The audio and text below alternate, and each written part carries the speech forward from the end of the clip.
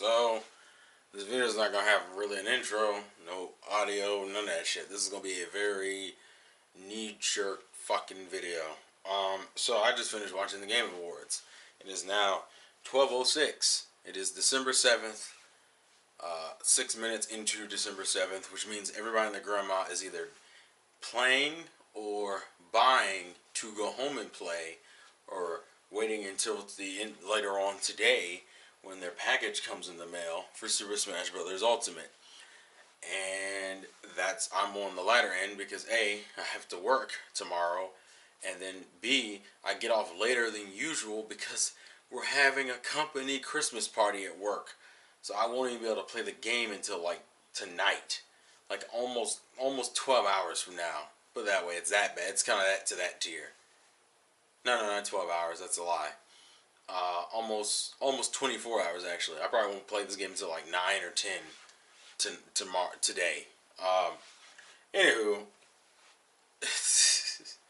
so I was watching the Game Awards, which for the most part it was a fucking slog.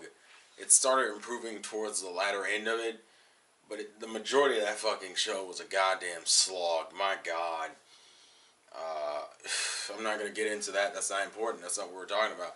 We're talking about today is apparently Nintendo still shocked us, even if they didn't show us Metroid or Bayonetta 3 or any of that shit.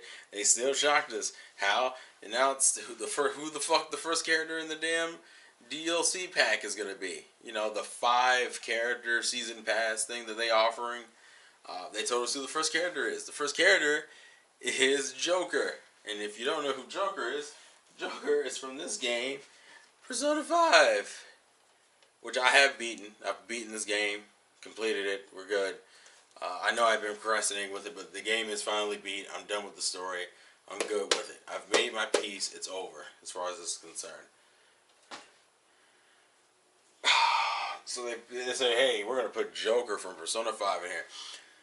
This, I almost wish I had recorded my reaction, or if I was on a podcast or something. That is the most genuinely angry I have been at a video game announcement in a long time. I was so, and it wasn't even really pure anger. It was like a mixture of like high tier confusion and high tier anger. So if literally the reenactment, my throat actually hurts because of it. The reenactment was literally me screaming what in various different pitches and tones because I was fucking confused and angry at the same time. I've calmed down a little, so I'm still not fucking happy about it.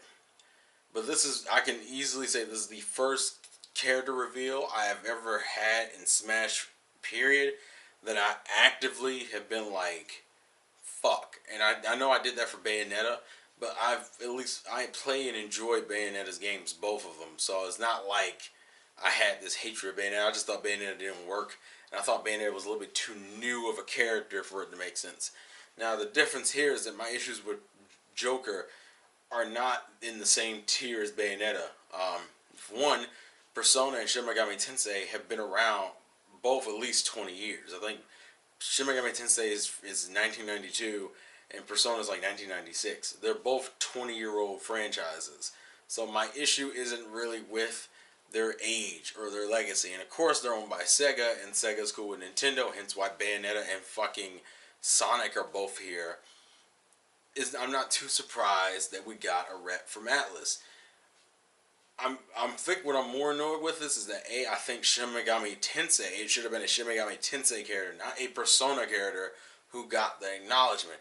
Why? Because Shin Megami Tensei is the original series. To me, it's bullshit to put the Persona, which at this point the meme is literally alive, that Persona now sells more for Shin Megami Tensei than Shin Megami Tensei. It's like dead ass.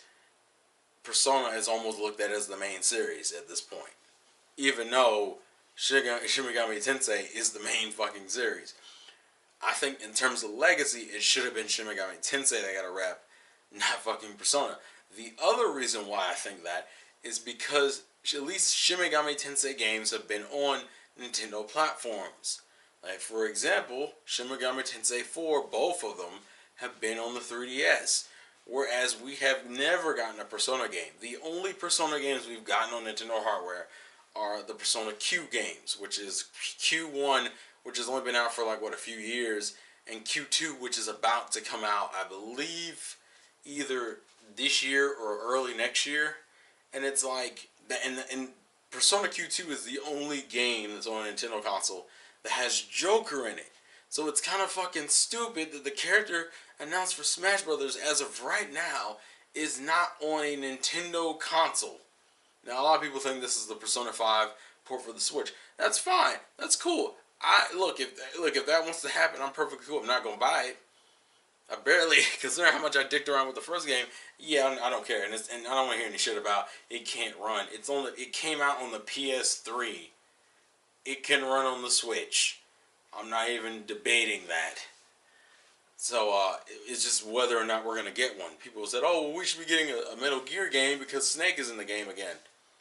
You see how that ended, don't we? When's the last time we got a Metal Gear game on Nintendo console? Get the fuck out of here. So there's no guarantee, although Sega has a better relationship with Nintendo than like Konami does, so it's not impossible. I'm just saying it doesn't make sense to me to put that fucker in the game when he isn't even represented on your console. At least with Castlevania, it's like it started on the NES. People know Simon and Richter from the NES and Super NES, right? Joker literally has only been out for like borderlining 2 years. It came out early 2017. It's been out for a little bit. It's been out for a year, going into its second year, about to finish it, hit its second year mark early next year, right? And has no representation on Nintendo consoles other than a fucking spin-off game. One spin-off game, because he's not in Persona Q1, which is a crossover between Persona 3 and 4. I'm not even really... And part of me, I probably would have been able to handle the fact that it was Persona if it was a better fucking character. For those who know, for those who've seen my video, and you know how I feel about Persona 5, you know that as far as a game is concerned, I'm fine with Persona 5. I'm more annoyed with Persona as a narrative, and I really don't like the cast of Persona 5. So it's really fucking annoying to see the main character of a cast I don't inherently care for that much. Especially it's like him and Ryuji, Yusuke, Morgana. I don't care about those characters at all.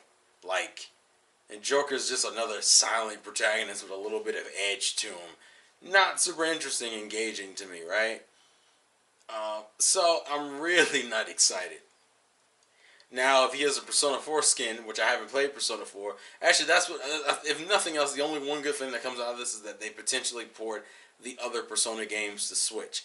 I don't think this is going to happen, though, because from what I understand, Persona's been kind of in this weird Sony locked agreement anyway. Like, that's the reason why we haven't gotten Persona games before, when we get the Shin Megami Tensei games, is because Persona's been kind of deadlocked into Sony platforms.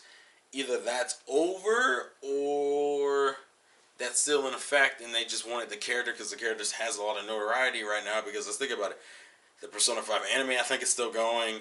The game still gets a lot of praise and notoriety, and it's only like I said, it's not even 2 years old yet. I get it, and it also gives people a good hint of how the DLC is gonna go.